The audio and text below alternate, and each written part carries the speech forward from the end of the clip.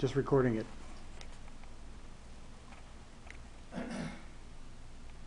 Now I understand here and tell you that you're married and it's legal in the eyes of God, in the eyes of the world. But I can't make your marriage work. You have to do that. You have to create it. It's not easy. It takes a lot of work to create a marriage. You may already know that. Sometimes it's hard work. Sometimes it's intense work.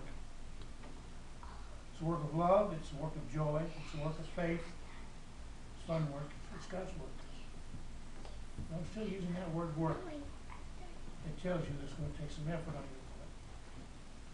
Actually, it takes a lot of patience and forgiveness and understanding and forgiveness and love and forgiveness and devotion and forgiveness and honesty and forgiveness and trust and forgiveness. Picture there? Lots of forgiveness. Douglas, you need to remember that word forgive. You're going to be using it a lot over the years. She won't, but you will. Now, I know that kind of hurt your feelings when I said that, and I'm going to tell you, explain it to you, and you feel better when I'm through. All right. Inside of every man is a little boy. And little boys tend to get into trouble, as you know. So in the future, he'll do things that will upset and irritate you, causing you to have to look for some new way of saying, honey, please forgive me. Of course, you know, Stacy, you're going to have to forgive him. Because you see, he can't help it. It's a man thing. There, I just stuck up for you. Don't you feel better? I knew you would. At the top of that short list, though, there is something that some people kind of drift away from after they've been married a while. Now, I've given a lot of thought to this, but I can't explain it. I don't know why this happens. But on occasion, some people are married, quit talking to each other. Only mumble words to each other during the day or grunt, but no meaningful conversations. They don't talk, they don't listen, they don't communicate. That's what I'm saying. Guys, you can't do that. You got to talk to each other. You have to keep the dialogue going. You have to communicate. It's important. Especially in the early years of your marriage. You have a lot to say to each other. Stacy, I'm not sure, but in order to keep Douglas talking, you may have to hide his remote control for a while. That's another man thing. And Douglas, I have that problem too, and I venture to say that most of the men in here have that problem too. Yeah, I can't explain it. I don't know why. I can't watch television. Pardon me. It's all the smoke and the allergies. I don't know why it is, but I can't watch television without the remote sitting on the arm of my chair. My wife and I have had several intense discussions over that remote control. So far, I've won. I don't know how long I can hold out.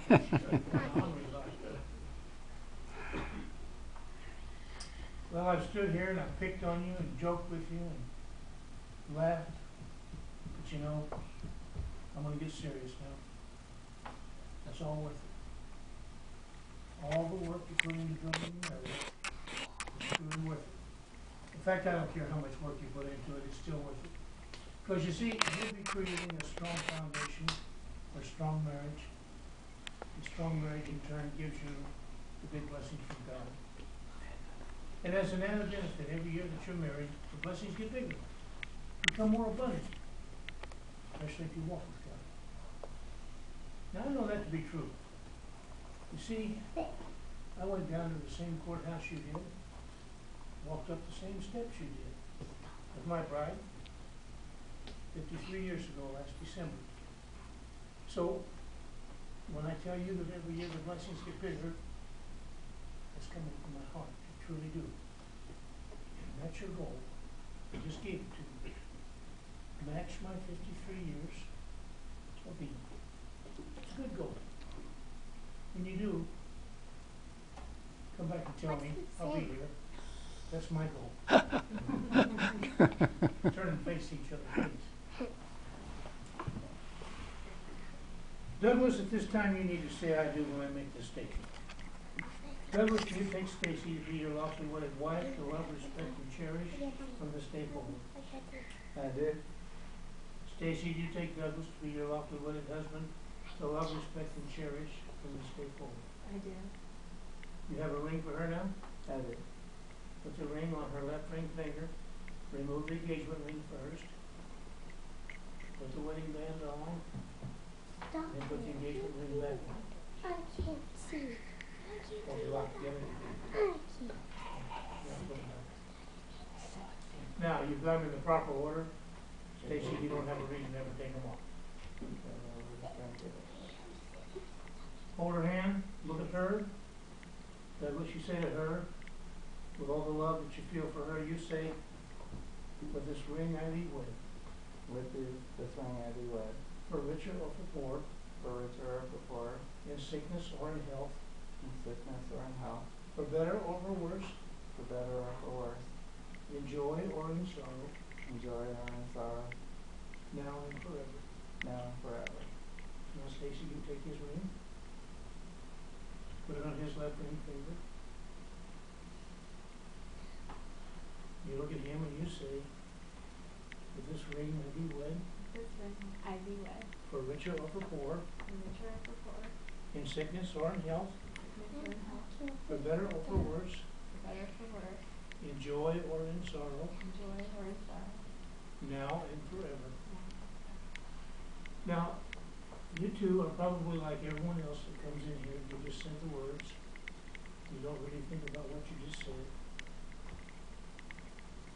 I'm going to enlighten you a little bit about what you just said. Those vows, those beautiful words that you said to each other, are meant to bond you together for the rest of your lives. It's an awesome statement. You probably didn't think about that when you said it. Most people don't. I have something else I want you to say to each other. Short verse, just as beautiful. I want you to say it together. Only these words are for down the road, after you've been married a while.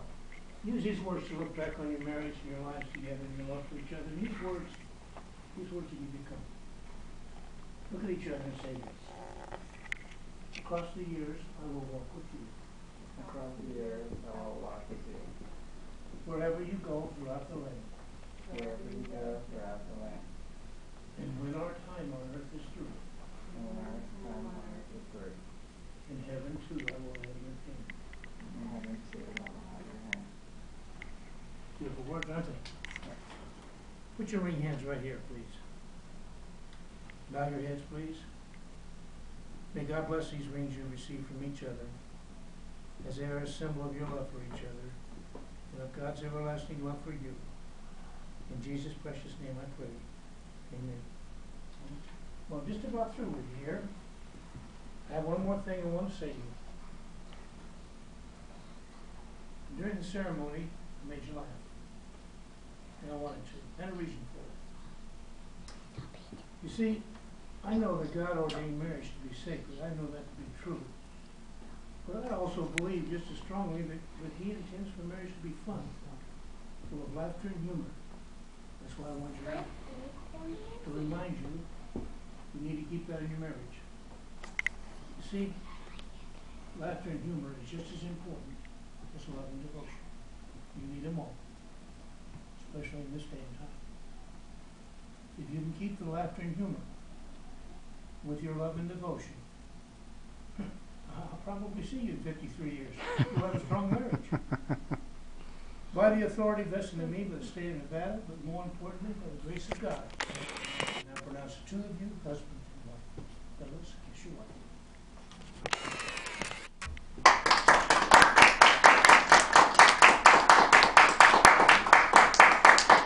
Douglas, congratulations. Thank you.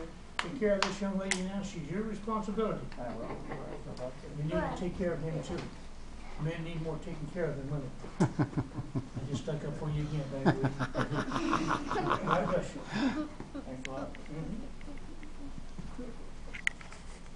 Well, we have Oh, you look great, guys.